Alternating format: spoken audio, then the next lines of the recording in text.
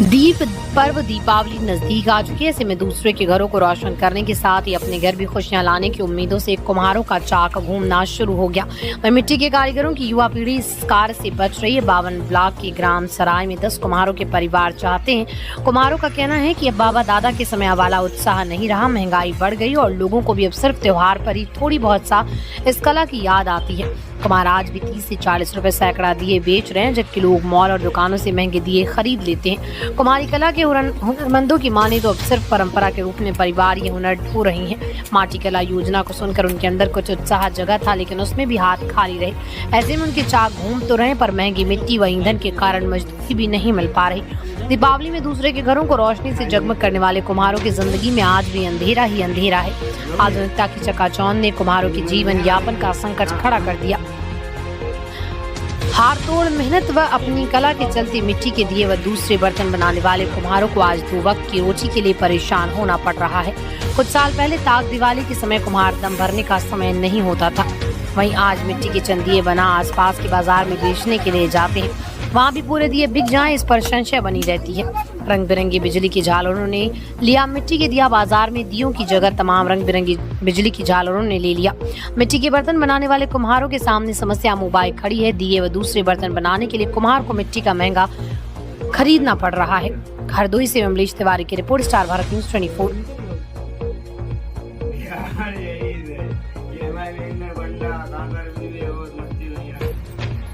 हमारे परदादा लोग तो काम यही करते रहे, आवाज भी कर रहे हैं। अमा का 80% इलेक्ट्रॉनिक चल रही है, 20% मट्टी वालों काम चल रहा है। क्या मांग करोगे योगी जी से? मैं कहा खुद समझ सकते हैं, गरीब आदमी क्या करे कुमार लोगों के लिए। जहाँ जाते दुकान जाते मारे जाते। अब इससे हद हुई चुकी है। हमारे लिए कुछ जो कोई सरकार आई कोई काम नहीं किया। आज जी क्या करेंगे? मांग क्या है आपकी? मांग का है जो मान ले वास्ते इलेक्ट्रॉनिक है उसमें कुछ कम करे, कुछ हम लोगों ने मट्टी के लिए खुदा के लिए कुछ सहयोग करे। चाइनीज का जो माल आता है जानवरी वगैरह ये बंद होनी चाहिए। बंद का कतई नहीं बंद हुई, आधे लोग होता तो बहुत ठीक है। 80% बहुत चल रहा है, 20% मट्टी चल रही है। हम लोगों को तो कुछ लोगों को लाभ मिला है, हम लोगों को फिलहाल अभी नहीं मिला है। जो पुराने कार्यकर्ता हैं उनको दीप पर्व दीपावली नजदीक आ चुकी है। ऐसे में दूसरे के घरों को रोशन करने के साथ ही अपने घर भी खुशियां लाने की उम्मीदों से कुम्हारों का चाक घूमना शुरू हो गया। वहीं मिट्टी के कारीगरों की युवा पीढ़ी इस कार्य से बच रही है। 52 ब्लॉक के ग्राम सराय में 10 कुम्हारों के परिवार चाहते हैं। कुम्हारों का कहना है कि अब बाबा दादा के समय वाला उत्साह नहीं रहा, महंगाई बढ़ गई और लोगों को भी अब सिर्फ त्योहार पर ही थोड़ी बहुत सा इस कला की याद आती है।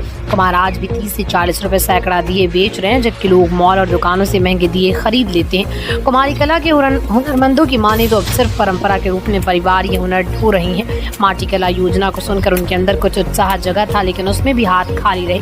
ऐसे में उनके चाक घूम तो रहे, पर महंगी मिट्टी व ईंधन के कारण मजदूरी भी नहीं मिल पा रही। दीपावली में दूसरे के घरों को रोशनी से जगमग करने वाले कुम्हारों की जिंदगी में आज भी अंधेरा ही अंधेरा है। आधुनिकता की चकाचौंध ने कुम्हारों के जीवन यापन का संकट खड़ा कर दिया। हार तोड़ मेहनत व अपनी कला के चलते मिट्टी के दिए व दूसरे बर्तन बनाने वाले कुम्हारों को आज 2 वक्त की रोटी के लिए परेशान होना पड़ रहा है। कुछ साल पहले ताक दिवाली के समय कुम्हार दम भरने का समय नहीं होता था। जनपद हापुड़ की तहसील गढ़मुक्तेश्वर में लेखपाल साबिर एक दीपक नामक के द्वारा रिश्वत लेते हुए वीडियो वायरल हुआ, जो एक किसान से फर्द नाम में चढ़ाने को लेकर 10,000 की रिश्वत ली गई, जिसमें पटवारी को एसडीएम ने निलंबित कर दिया और जांच के आदेश दिए हैं। और लेखपाल साबिर का दूसरा कारनामा भी सामने आ रहा है, जो गाँव वेट का पूरा मामला पटवारी द्वारा जमीन में धाधलेबाजी की गई। मृतक जमशेद पुत्र उसाव गाँव वेट के रहने वाले हैं, जिसके 3 पुत्र 3 बेटी, जो कि 3 बेटी कुंवारी है, जो कि एक 6 के हिस्सेदार हैं। लेकिन एक नया कारनामा देखने को मिल रहा है। पटवारी साबिर के द्वारा रिपोर्ट गलत लगाई गई और मृतक जमशेद के पुत्र आरिफ से 60,000 रुपए भी लिए गए कि तुम्हारी जमीन 1/6 कर देंगे।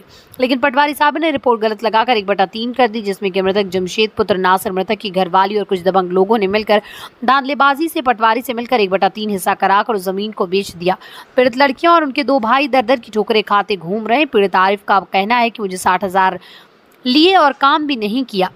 पीड़ित परिवार न्याय के लिए इधर उधर भटक रहा है। परिवार का कहना है कि इस मामले की जांच होनी चाहिए और जो दोषी है उन पर कार्रवाई होनी चाहिए। हापुड़ से गुलफाम सैफी की रिपोर्ट, स्टार भारत न्यूज 24।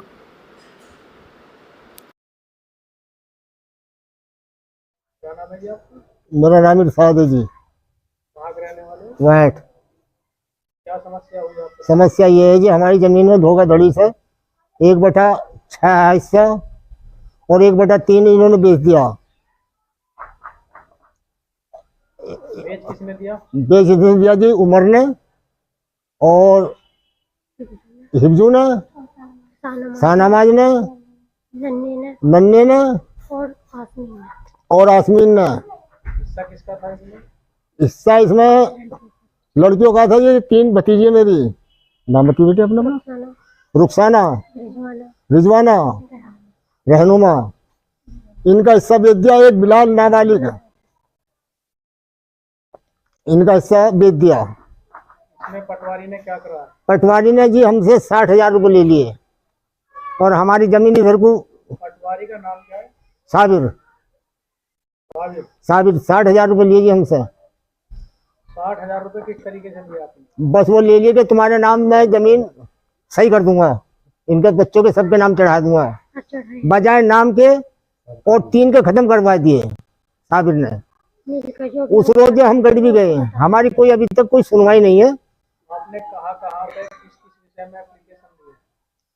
हमने जी यहाँ एप्लीकेशन थाने में दी, तहसील में भी दी और डीएम को भी दी। इसमें डीएम साहब क्या कह रहे हैं इस बारे में? डीएम यू कह रहे तुम्हें न्याय मिलेगा हमारे यहाँ जरूर।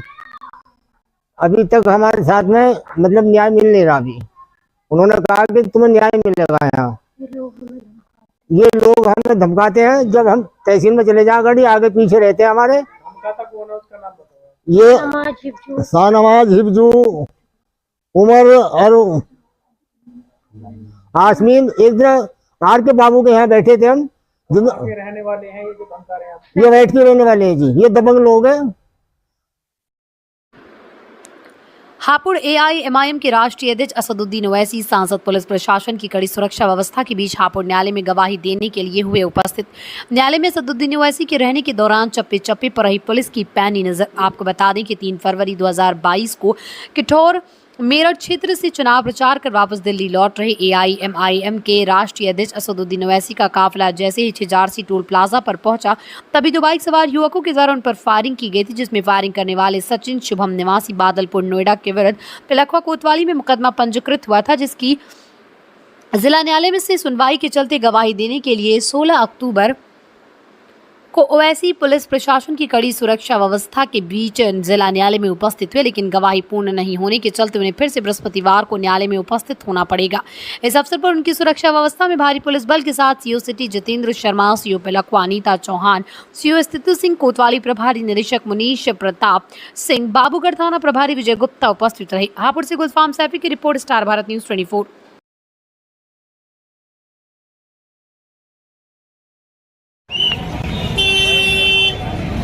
हमारे सामने एक बार करी थी, बहुत बुरी बात है। गाँव वालों ने मुँह पे करी है, याद है ना?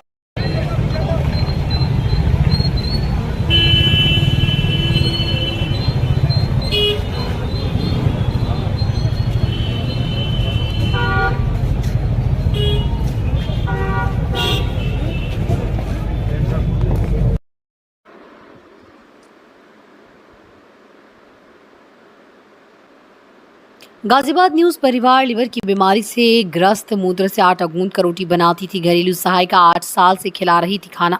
पुलिस को दी शिकायत में महिला ने बताया कि घरेलू सहायिका रीना 8 साल से उनके यहाँ खाना बना रही है।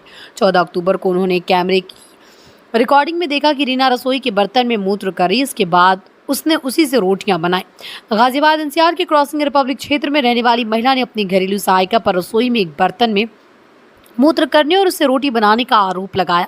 मामले में महिला ने क्रॉसिंग रिपब्लिक थाने में मुकदमा दर्ज कराया। पुलिस को दी शिकायत में महिला ने बताया कि घरेलू सहायिका रीना 8 साल से उनके यहाँ खाना बना रही है। 14 अक्टूबर को उन्होंने कैमरे की रिकॉर्डिंग में देखा कि रीना रसोई के बर्तन में मूत्र कर रही है। इसके बाद उसने उसी से रोटियां बनाई। उनका कहना है कि कई महीने से उनका परिवार लीवर की बीमारी से ग्रसित है। ऐसा प्रतीत हो रहा है कि काफ़ी समय से रीना ऐसा काम कर रही है। एसीपी वेव सिटी लिपि नगायच ने बताया कि मामले की जांच की जा रही है। News desk, star Bharat news 24।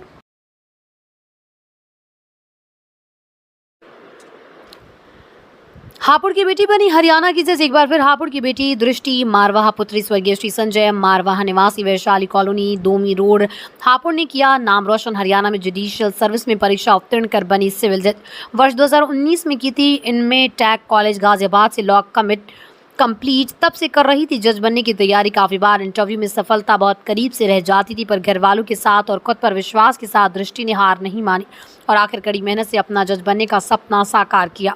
दृष्टि के पिता स्वर्गवास के पश्चात उनकी माता श्रीमती दिव्या मारवाहा ने अपनी पुत्री को कभी उनके पिता की कमी महसूस नहीं होने दी और हमेशा बेटी का हौसला बनाए रखा। अपनी पुत्री की शिक्षा में हर संभव प्रयास किया। Bureau report, star Bharat news 24।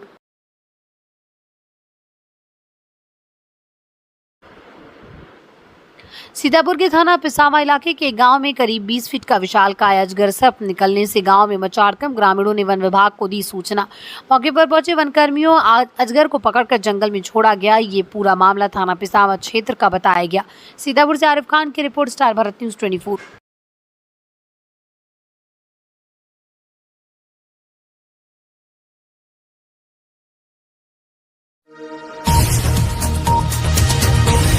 किसान और गुलदार के आपसी संघर्ष में किसान गंभीर रूप से घायल, गुलदार की मौत। पूरा मामला जनपद बिजनौर के थाना अफजलगढ़ क्षेत्र के ग्राम भिक्का वाला का है, जहां किसान टेकवीर सिंह खेत में काम करने गया था। इस दौरान गन्ने के खेत से निकलकर गुलदार ने उसके ऊपर हमला कर दिया।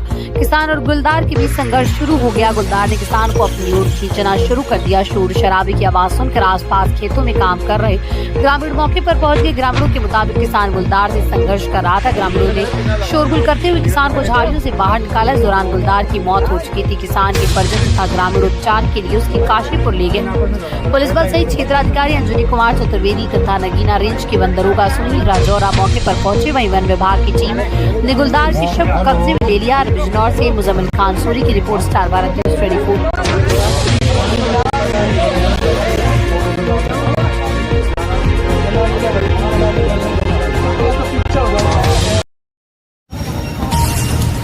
हरदोई में राज्य महिला आयोग की सदस्य की गाड़ी अंदर जाने के लिए नहीं खोला गया। जिला महिला अस्पताल का गेट पुलिस स्क्वाड का हुटर बजने के बावजूद नहीं खोला गया। गेट लगातार जारी है। मेडिकल कॉलेज के जिम्मेदारों का तानाशाही रवैया। एम्बुलेंस तक के आने पर घंटों नहीं खोला जाता है गेट, जिसका जीता जाता उदाहरण राज्य महिला आयोग की सदस्य की गाड़ी आने पर आया सामने। गाड़ी से उतरकर गेट में बंदी जंजीर के बीच से निकलकर सदस्य सुचिता कुमारी ने किया जिला महिला अस्पताल का निरीक्षण। इसी के साथ उन्होंने जिला कारागार में महिलाओं की बैरक का किया निरीक्षण तथा महिला थाने में की जन सुनवाई।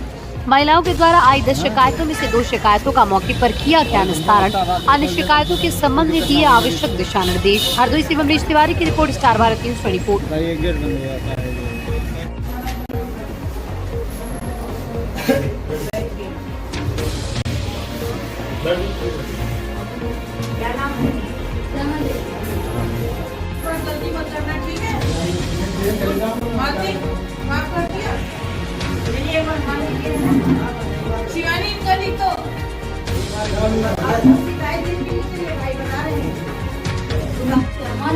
मेरे पति को खत्म हो गए थे, मेरे 5 लाख रुपया मिले थे, वही ने निकाल कर खत्म कर दिया। उसके बाद में मेरी 2 भैंसी हैं, 3 बच्चा हैं, माल भी था पूरा, वो भी ने बेच कर दारू पी रहा है। ये तुम्हारे निरीक्षण किया गया है, क्या दिशा निर्देश दिए गए हैं जन सुनवाई को लेकर? जो महिलाओं का समस्याएं हैं और उसका निस्तारण के लिए अभी यहाँ महिला थाने में भी महिलाओं को मिले हैं। निस्तारण के लिए आगे का निर्देश भी दिए हैं। कितनी जन सुनवाई की है, कितने लोगों को निस्तारण किया गया है अब तक? अब तक अभी 10 हो चुके हैं और 1-2 निस्तारण भी हुए हैं आज। महिलाओं के संबंध में क्या कहना चाहेंगी? लगातार मामला आते रहते हैं महिलाओं को। उसके संबंध में ये कहेंगे कि महिला आयोग के नाते जो भी उत्तर प्रदेश सरकार की जितनी योजनाएं हैं उसको हम लोग आधी आबादी समझ करके पूरे निष्ठा से देखेंगे इसको और महिलाएं परेशान न हों, इसके लिए हम लोग लड़ेंगे।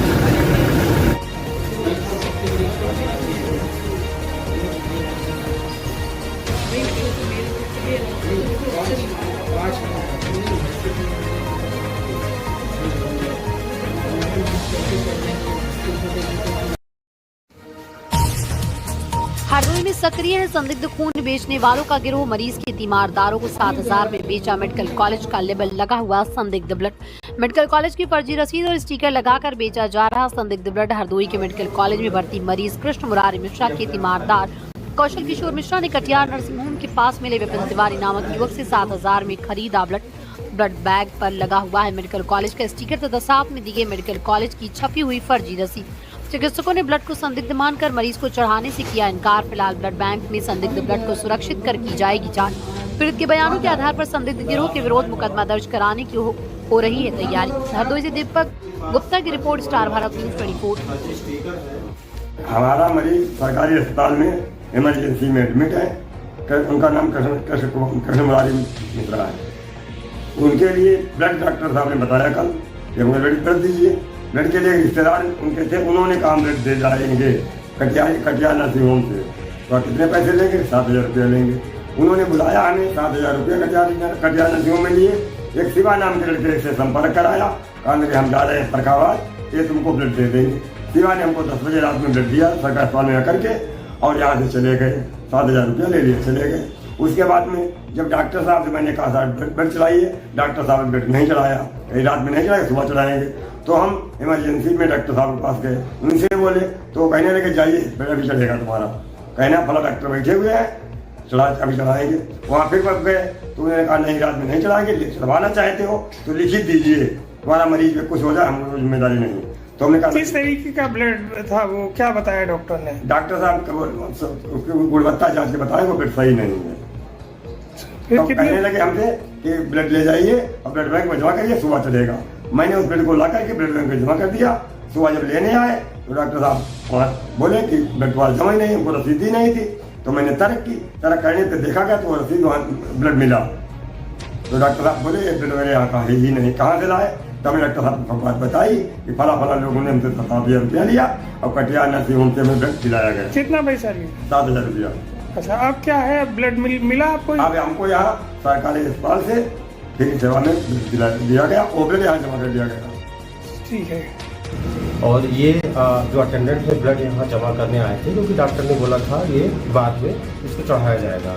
जब वह यूनिट की जांच की गई तो मालूम चला कि वह यूनिट ना तो हमारे यहाँ का है, क्योंकि उस यूनिट पे एक सेगमेंट नंबर है वो हमारे यहाँ से मैच नहीं कर रहा है। दूसरी बात, उनके हाथ में एक रसीद जो वाउचर था उसका जो नंबर है वो भी हमारे यहाँ के वाउचर से मैच नहीं कर रहा है। मरीज का रिकॉर्ड भी नहीं मैच कर रहा है। तो इससे मालूम चला कि कहीं बाहर से ब्लड आया।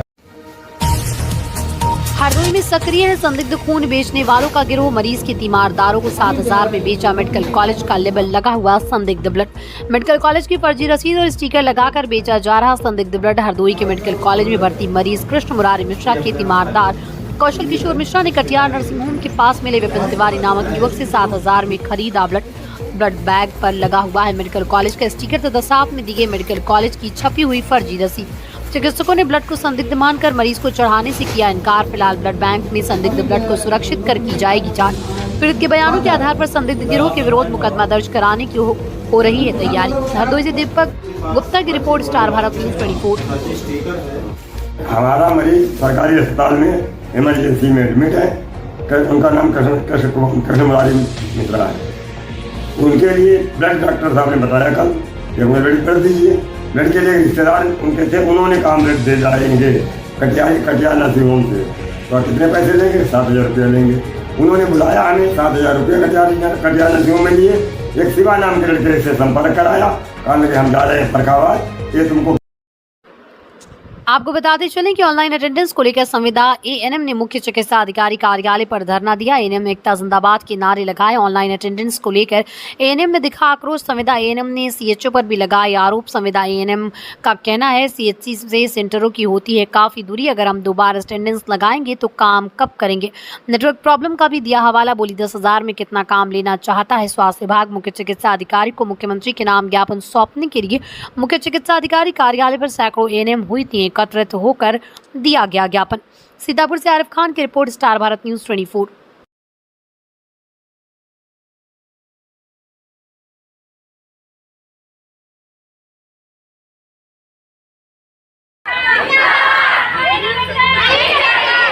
तुम्हारे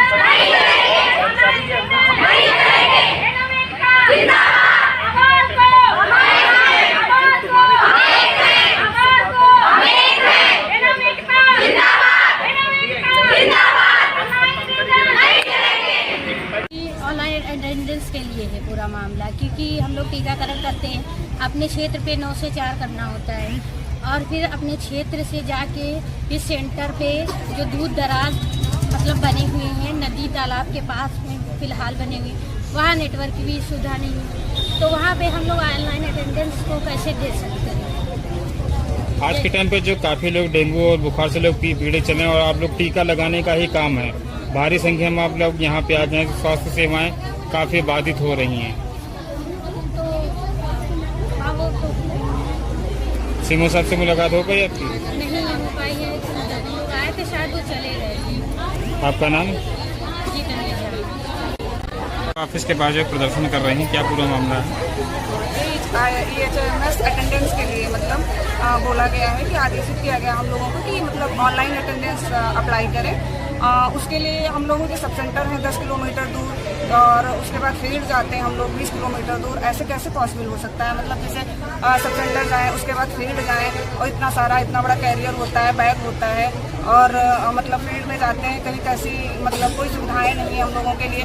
10,000 सैलरी मिलती है, उसमें भी इतना मतलब हम लोग वर्क करते हैं और उसके लिए अब ऑनलाइन अटेंडेंस कैसे पॉसिबल हो सकती है? हम लोग ये चाह रहे हैं कि मतलब जैसे हम लोग वर्क करते हैं ऐसे अपना वर्क करेंगे, सब सारा काम करेंगे, लेकिन ऑनलाइन अटेंडेंस के लिए हम लोग थोड़ा सा वो करें क्योंकि वो पॉसिबल नहीं हो पा रही। फील्ड में कहीं नेटवर्क है, कहीं नहीं है, बहुत सारी हम लोग फीडिंग करते हैं तो नहीं हो पाती वहाँ पे सही से, तो वहाँ वर्क करते हैं मैनुअली, मतलब रजिस्टर पे एंट्री करते हैं, उसके बाद आके फिर घर पे आके जब नेटवर्क में आते तब जाके फीडिंग कर पाते हैं। तो वहाँ अटेंडेंस के लिए अभी से बोला जा रहा है कि मतलब अटेंडेंस अगर नहीं गई, लेट हो गया तो सैलरी कट जाएगी। 300 रुपये तो मतलब पर डे का मिलता है, तो उसमें सैलरी उसमें भी कट जाएगी, तो हम लोग कैसे क्या करेंगे? आप लोग इतनी भारी संख्या में पहुंची हैं, स्वास्थ्य सेवाएं कहीं ना कहीं बाधित हो रही, बल्कि आज की डेट में जो काफ़ी जो बुखार के चलते जो टीके लगते हैं वो भी बाधित हो रहे हैं। तो आप लोग छुट्टी लेके आए, कैसे यहाँ पे इतनी संख्या में? छुट्टी लेके आए हैं। छुट्टी का मतलब मतलब अवगत करा के आए थे, अवगत करा के अधीक्षक सर से मतलब ज्ञापन दे के फिर हम लोग यहाँ आए हैं और आरआई के लिए हम लोग आरआई करेंगे, लेकिन ऑनलाइन अटेंडेंस वहाँ पे पॉसिबल नहीं हो सकती है। सीएमओ साहब से मुलाकात नहीं हो पाई, कब तक आप लोग यहाँ रहेंगे? अभी तो हम लोग हैं, सब लोग यही कोशिश कर रहे हैं कि मतलब सीएमओ साहब से मिलके ही सर से जाएं, लेकिन अभी सर है नहीं यहाँ पे। ना मुलाकात हो पाई तो क्या करेंगे आगे? तो नेक्स्ट फिर से आते हैं। आपका नाम? प्रतिमा। बीएसएनएल यूजर्स की बल्ले बल्ले 105 दिन तक फ्री कॉलिंग की टेंशन हुई खत्म। बीएसएनएल के पास अपने करोड़ों ग्राहकों के लिए एक से बढ़कर एक रिचार्ज प्लान मौजूद है। अगर आप बीएसएनएल का सिम इस्तेमाल करते हैं तो हम आपको एक शानदार प्लान के बारे में बताने जा रहे हैं। बीएसएनएल अब एक ऐसा प्लान लेकर आए जिससे आप 105 दिनों के लिए रिचार्ज के झंझट से फ्री हो जाते हैं। रिचार्ज प्लान खत्म होने की डेट करीब आने के साथ साथ ग्राहकों की टेंशन भी तेजी से बढ़ती है। महंगे रिचार्ज प्लान से राहत पाने के लिए करोड़ों मोबाइल यूजर सस्ते प्लान की तलाश में जुटे। ऐसे में सरकारी टेलीकॉम कंपनी बीएसएनएल ने ग्राहकों को बड़ी राहत दी है। महंगे प्लान से छुटकारा दिलाने के लिए बीएसएनएल ने अपनी लिस्ट में कई सारे सस्ते प्लान को जोड़ा है। आपको बता दें कि जियो, एयरटेल और वीआई लंबी वैलिडिटी वाले प्लान के लिए ग्राहकों से भारी भरकम चार्ज लेते हैं। यही वजह है कि जब से प्राइवेट कंपनियों ने के प्लान्स के दाम बढ़ाए हैं तब से लोग बीएसएनएल की तरफ शिफ्ट हो रहे हैं। लाखों करोड़ यूजर्स की परेशानी को कम करने के लिए बीएसएनएल ने लिस्ट में लंबी वैलिडिटी वाले कई सारे प्लान्स ऐड किए हैं। अगर आप सस्ते प्लान के लिए बीएसएनएल का सिम इस्तेमाल करते हैं तो हम आपको एक ऐसे प्लान की जानकारी देने जा रहे हैं जिसमें आपको 105 दिनों की वैलिडिटी मिलती है। बीएसएनएल ने अपने यूजर्स के लिए पोर्टफोलियो में 666 रुपये का शानदार रिचार्ज प्लान ऐड किया है। बीएसएनएल का ये लंबी वैलिडिटी वाला शानदार प्लान, इस प्रीपेड प्लान में यूजर्स को 105 दिनों की लंबी वैलिडिटी के साथ किसी भी नेटवर्क में अनलिमिटेड कॉलिंग की सुविधा दी जाती है। फ्री कॉलिंग के साथ साथ आपको डेली 100 फ्री एसएमएस भी मिलते हैं।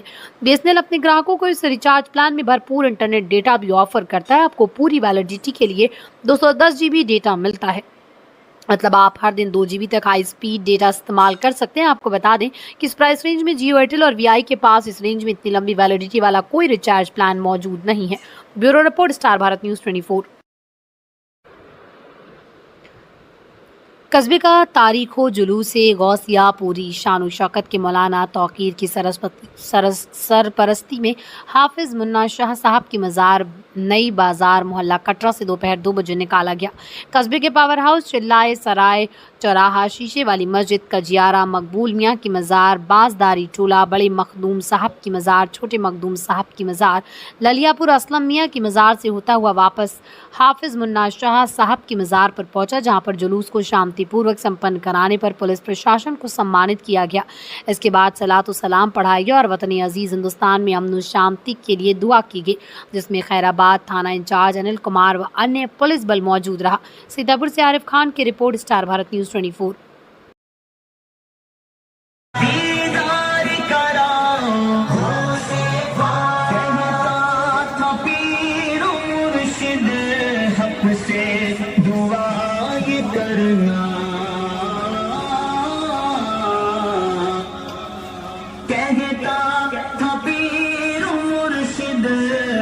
से दुआ ये करना, दोज़ख हराम हो गए, जन्नत मकाम कहना, दोज़ख हराम हो गए, जन्नत मकाम कहना, मेरा सलाम कहना, मेरा सलाम कहना, मेरा सलाम कहना, मेरा सलाम कहना, बगदाद के मुसाफिर मेरा सलाम कहना, रो रो के मुर्शिदी से मेरा प्याम कहना, बगदाद बुलाओ गौसे रोज़ा भी दिखाओ, गौसे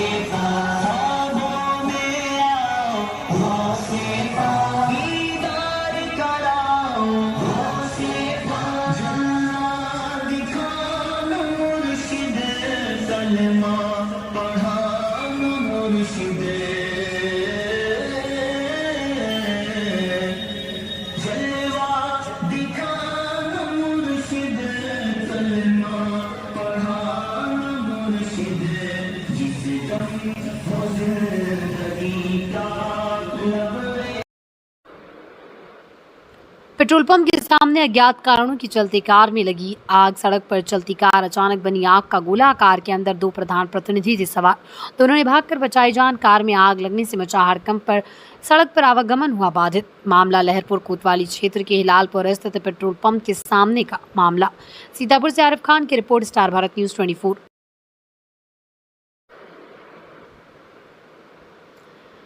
पुलिस अधीक्षक सीतापुर श्री चक्रेश मिश्र द्वारा भीड़भाड़ एवं मिश्रित संवेदनशील आबादी वाले स्थानों पर पैदल गश्त कर सुरक्षा व्यवस्था का जायजा लिया गया।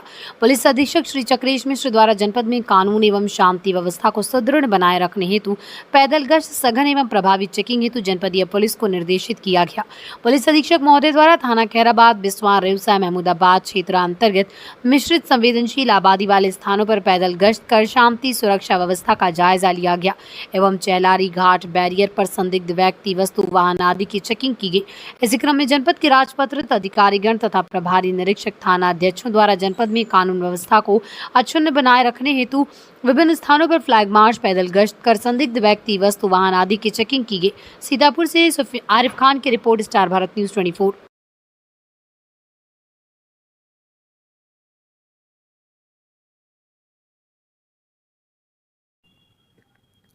वर्तमान कोतवाली प्रभारी विवेक कुमार शर्मा के खराब आचरण के चलते पत्रकारों की नाराजगी दिन ब दिन बढ़ती ही जा रही है।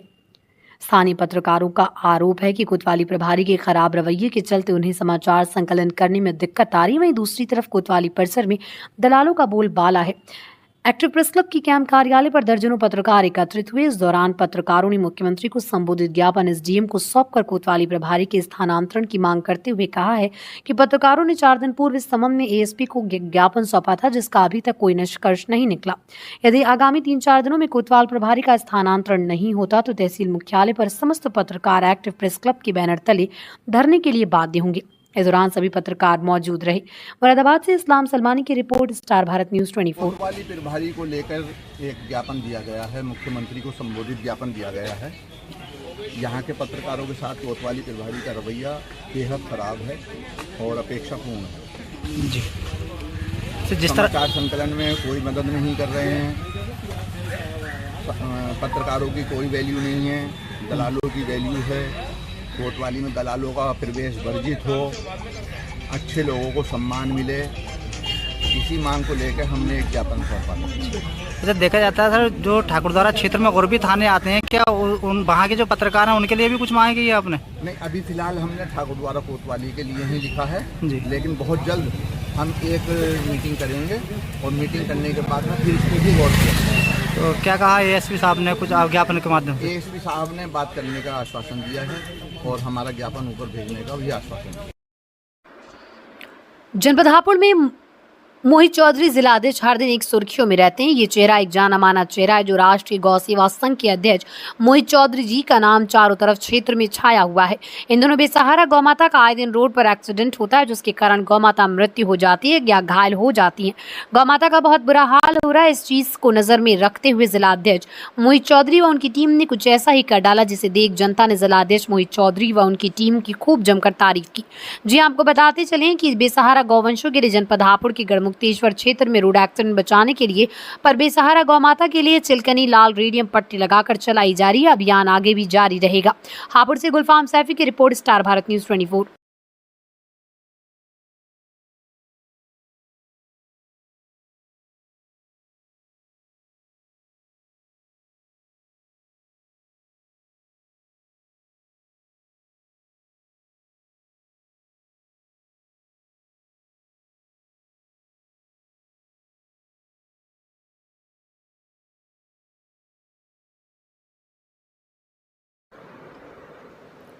इस अवसर पर समाजवादी पार्टी की महिला सभा की राष्ट्रीय अध्यक्ष श्रीमती जूही सिंह जी के नेतृत्व में राष्ट्रीय सचिव रिंकी सिंह द्वारा एक विशेष कार्यक्रम आयोजित किया गया, जिसमें आदरणीय जूही सिंह जी ने महिलाओं के सम्मान हेतु अपने विचार व्यक्त किए व उन्हें हर संभव मदद करने का आश्वासन दिया। महिलाओं को साड़ी वितरित कर सम्मानित किया गया। इस अवसर पर सभी वक्ताओं ने अपने विचार व्यक्त किए। राष्ट्रीय अध्यक्ष श्रीमती जूही सिंह जी ने कार्यकर्ताओं के कार्यों की प्रशंसा की और कहा है कि समाज में स्वास्थ्य और परिवार कल्याण, शिशु सुरक्षा और सामाजिक न्याय के लिए समाजवादी पार्टी आपके लिए लखनऊ से दिल्ली तक आपके साथ है। राष्ट्रीय अध्यक्ष जूही सिंह जी का सीतापुर आगमन पर टोल प्लाजा पर राष्ट्रीय सचिव रिंकी सिंह ने स्वागत किया।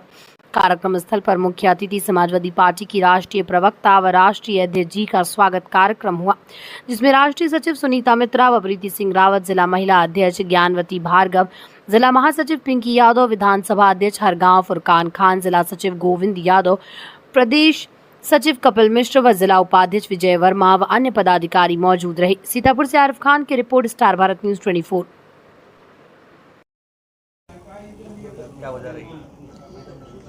हमारी पिछड़े दलित अल्पसंख्यक आदि आबादी की एक निरंतर पंचायत चल रही है, जिसमें हम लोग गांव-गांव जाते हैं। आज रिंकी सिंह जी जो हमारी राष्ट्रीय सचिव भी हैं, इन्होंने आयोजित किया था और हम लोगों ने महिलाओं से बात किया, उनकी समस्याओं को समझा। बहुत सारे युवा थे जो बेरोज़गार थे, कुछ लोग जो निरंतर धरना दे रहे हैं अपने नियुक्ति पत्र के लिए। सरकार की विभिन्न विफलताओं पर चर्चा हुई और ये आपस में बातचीत करके लक्ष्य निर्धारित हुआ कि कैसे लोकसभा में जो प्रचंड बहुमत से हम लोगों को जीत मिली है अखिलेश यादव जी के नेतृत्व में, तो हम कैसे 2027 में अपनी सरकार बनाएंगे। लगातार बहराइच दिन चल रहा है, कैसे देखते हैं? बहराइच सरकार का शासन प्रशासन का एक बहुत बड़ा फेलियर है, बहुत बड़ी नाकामी है। मूर्ति विसर्जित होने की तिथि हमेशा निर्धारित होती है, समय निर्धारित होता है। बहराइच की मैं हूँ और हमारा बहराइच कभी भी ऐसा नहीं था। उस समय मौके पर न शासन था न प्रशासन था। जो भी हुआ, सरकार को अब न्याय करना चाहिए और पहले तो एक जिम्मेदार विपक्ष के रूप में हम कहेंगे कि माहौल को सुव्यवस्थित करना चाहिए, शांतिपूर्ण वातावरण स्थापित करना चाहिए और न्याय करना चाहिए। चाहे भाजपा शासित प्रदेश महाराष्ट्र हो, चाहे यूपी हो, चाहे बाबा सिद्दीकी की मर्डर हो, चाहे यहाँ पर एक युवक की मौत हुई मूर्ति ऐसे देखते स्थिति काफ़ी खराब होती जा रही है। भाजपा शासित प्रदेशों को लॉ एंड ऑर्डर से कोई मतलब नहीं है। बाबा सिद्दीकी को वायु श्रेणी की सुरक्षा प्राप्त थी और तब भी उनकी हत्या हो जाती है। मुंबई जैसे शहर में, लखनऊ जैसे शहर में एक गौतम बच्चे की हत्या हो जाती है। कस्टोडियल डेथ्स में हम नंबर 1 हैं, महिलाओं के अपराध में हम नंबर 1 हैं और सरकार की संवेदनहीनता में भी भारतीय जनता पार्टी के जो प्रशासित शासन है वो नंबर 1 है। आप मणिपुर को ही देख लीजिए, सरकार को इससे कोई फ़र्क नहीं पड़ता है, इसलिए ऐसी सरकारों को अब हट जाना चाहिए। मैम, लखीमपुर में भाजपा विधायक के साथ मारपीट हुई, अभी तक मुकदमा नहीं लिखा गया। सुरक्षा तक वापस उन्होंने कर दी है। कल एडिशनल एसपी और सीओ में थे, मनाने के लिए तो उन्हें भी वहाँ पर बैरंग लौटना पड़ा था। उन्होंने न्याय की गुहार की है और उन्होंने सुरक्षा वापस कर ली है। भारतीय जनता पार्टी के विधायकों का यही हाल है। इससे ज़्यादा तो उनके अधिकार हमारे समाजवादी पार्टी में सुरक्षित थे। उनकी खुद की सांसद का आपने सुना है, हेमा मालिनी कहती थी कि मेरे काम ज़्यादा अखिलेश यादव करते थे। और जो लखीमपुर में हुआ है उसके लिए तो बहुत ही दुखद और मुझे लगता है कि शर्मनाक घटना है। भारतीय जनता पार्टी के विधायक को इस तरह की त्रासदी से गुजरना पड़ रहा है, तो कार्यकर्ता और आम जनता का क्या ही हाल होगा। वहाँ पे ठाकुर वर्सेस कुर्मी जातवान शुरू वहाँ पर एक विधायक के अधिकारों का हनन हुआ है और अपनी सरकार में हुआ है। सबसे बड़ा प्रश्न चिन्ह ये है कि सरकार क्या कर रही है, मुख्यमंत्री क्या कर रहे हैं और किस तरह एक विधायक पर इस तरह के साथ घटना हो जाती है। अब बाकी अन्य कोई मसला मुझे नहीं लगता महत्वपूर्ण है। पहले तो अपने विधायक को न्याय दें, उसके बाद किन्हीं जातियों की बात करें। हम जातियों की जब बात करते हैं तो हम कहते हैं कि जातिगत जनगणना हो जिससे हर जाति को अपना अधिकार मिले।